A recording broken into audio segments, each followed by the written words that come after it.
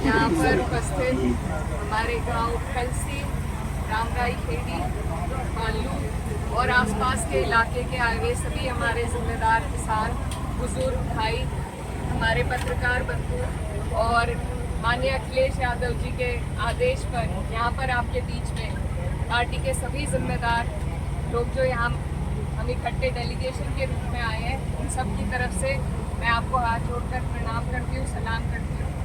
आज यहाँ पर हम, क्योंकि ये अराजनीतिक घटना आपका है, तो हम यहाँ पर सिर्फ आपका सहयोग करने, आपका समर्थन करने, आपकी हिम्मत बढ़ाने, हौसला अफजाई करने के लिए आए और आपकी मांगे सुनकर उनको जो भी, जैसा शाहनवाज भाई ने कहा कि यहाँ पर लगभग चारों सदन के सदस्य मौजूद हैं और हमारे माननीय राष्ट्रीय अध्यक्ष जी हैं, जो भी आपकी समस्या है उसको हम सभी लोग मिलजुल कर अपने अपने सदन में उठाने का काम करेंगे। सबसे पहले तो मैं आप सभी का धन्यवाद देना चाहती हूँ और आपकी हिम्मत को सलाम करना चाहती हूँ कि आप लोग यहाँ अपनी ही ज़मीन के लिए किस तरीके से आपको हटाया गया और आज आपको मुआवजा भी नहीं मिल रहा है, आपको लड़ाई लड़नी पड़ रही है। ये बहुत अफसोस की बात है। हम लोग लगातार अपने ज़िले में भी यही जो हाईवे है, कल जो शामली के कुछ किसान हैं उनसे भी मैं मिली थी, वहाँ पर सर्कल रेट की समस्या है। मैं तहसीलदार साहब को कहना चाहती हूँ, क्योंकि ये प्रशासन की तरफ से आए हैं, तो इन्हें मैं बताना चाहती हूँ कि अगर आप किसान की पीड़ा को समझेंगे तो इनका पालन पोषण सिर्फ ज़मीन के माध्यम से हो पाता है। 14 दिन का पेमेंट नीले नहीं टाइम पर कर पाती है। सरकार को सिर्फ 2-3 चीज़ें ऐसी करनी है जिससे हमारे किसानों का भला हो सके, और ये जो सरकार है इसके पास कमी किसी चीज़ की नहीं है। ये बड़े बड़े हाईवे बनाने के लिए इनके पास पैसे हैं, जो उद्योगपति है उनके 60-60 लाख करोड़ इनका कर्जा माफ़ करने के लिए इनके पास पैसे हैं, लेकिन आपके लिए ये सरकार कुछ करना नहीं चाहती है। तो ये इनकी नीयत में दोष है और इसको हमें समझना ज़रूरी है।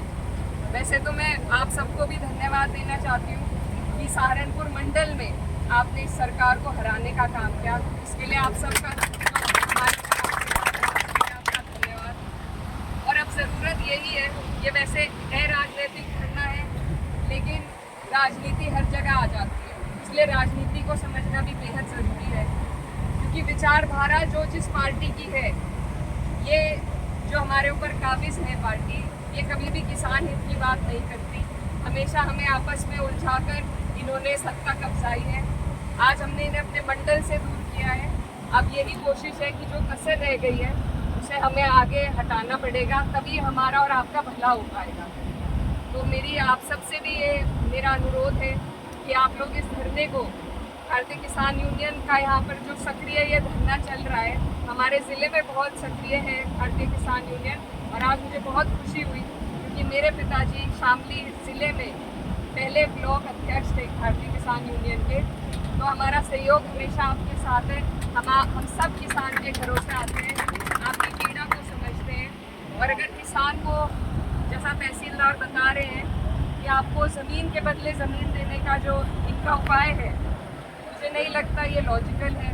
क्योंकि एक गांव के लोगों को जब आप दूसरे गांव में भेजेंगे, वहाँ पर कब्जा करने के लिए ज़मीन पर उन्हें अनुमति देंगे, तो लाजमी बात है कि वहाँ पर झगड़े होंगे। मुझे नहीं लगता कि कोई भी ज़मीन किसी भी ग्राम समाज की हो, चाहे रिक्त भी हो, उसे कोई छोड़ने का काम करेगा। तो ये हम सब यहाँ पर मौजूद हैं, तो मैं इस सभा के माध्यम से आपको ये कहना चाहती हूँ, धरने के माध्यम से, कि ये उपाय बिल्कुल इलॉजिकल है, अनुचित है, और इसका कोई फ़ायदा हमारे लोगों को, हमारे किसानों को नहीं होगा। तो इसीलिए आपसे मेरी ये गुजारिश है कि जिस तरीके से ये अपनी ज़मीन को बोते आ रहे थे, उसका फ़ायदा उठाते आ रहे थे आज हाईवे बनाने के लिए, और ये भी बहुत सही बात कही थी हमारे सुजिन भाई ने कि ये जो हाईवे बनाए जा रहे हैं इसमें किसानों का फ़ायदा कम और उद्योगपतियों का फ़ायदा ज़्यादा है। और एक जो दूसरा पॉइंट इस हमारी सूची में था वो ये था कि इसमें सर्विस रोड बनाया जाए ताकि थोड़ा बहुत लाभ हमारे किसान इन रोडों का उठा पाए, ये जो हाईवे आप निकाल रहे हैं इनका उठा पाए। तो एक तो सर्विस रोड की जो हमारी समस्या है वो बहुत ज़रूरी है, उसको भी आप लोग संज्ञान में लें। और दूसरा, जो किसानों का सही मुआवजा है उसको उसको देने का आप लोग काम करें, क्योंकि सिर्फ किसान ऐसा हमारे देश में है जो इस देश की रीढ़ की हड्डी है, जिसको यहाँ पर पालन पोषण के लिए सिर्फ ज़मीन का उनका माध्यम होता है। वो आज आप लोग इनसे छीन रहे हैं, तो ये आपका फ़र्ज़ बनता है, इंसानियत के नाते कह लीजिए, इस देश के हित के नाते कह लीजिए कि आप इनकी पीड़ा को समझें, इनकी मुसीबत को समझें और इनके लिए अपनी रिपोर्ट में इनका पक्ष रखकर आप अपने अधिकारियों से इनके लिए बात करें। और आप सबके बीच में, क्योंकि मैं खुद एक किसान की बेटी हूँ और यहाँ पर सभी लोग किसान परिवार से आते हैं, तो मैं आपको आश्वासन देना चाहती हूँ कि आपकी ये जो समस्या है, इसको हम संसद में, लोकसभा में भी, राज्यसभा में भी, विधानसभा में भी, विधान परिषद में भी, हर जगह उठाने का काम करेंगे। और आपकी लड़ाई में आप अकेले नहीं हैं।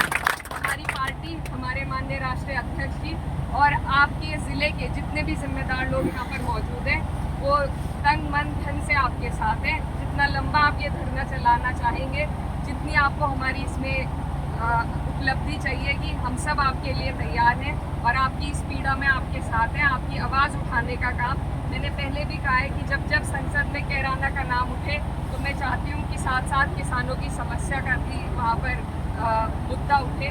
तो इसके लिए आपने मुझे चुना है और मैं यकीन दिलाना चाहती हूँ कि आपकी इस समस्या को हम ज़रूर उठाने का काम करेंगे।